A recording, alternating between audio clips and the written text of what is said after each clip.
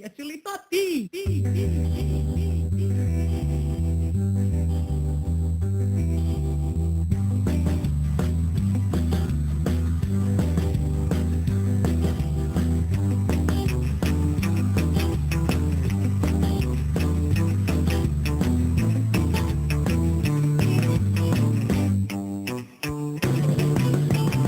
Ko je pojeo sjeme jutro i popio savu.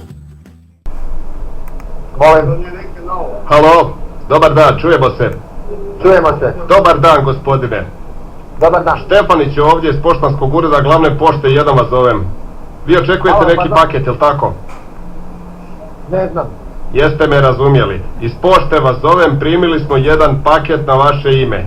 Nije bila Dobro. točna adresa, ali eto, pronašli smo vas. Dakle, kad možete doći na poštu? Na koju poštu?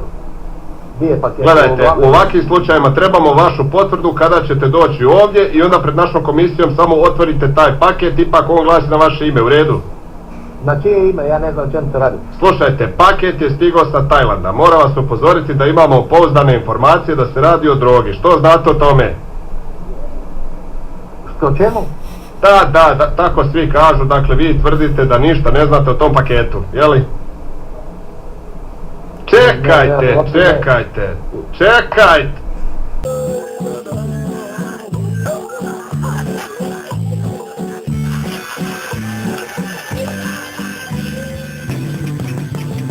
Širom oku vidim tišinu, gdje reći mrzim kao i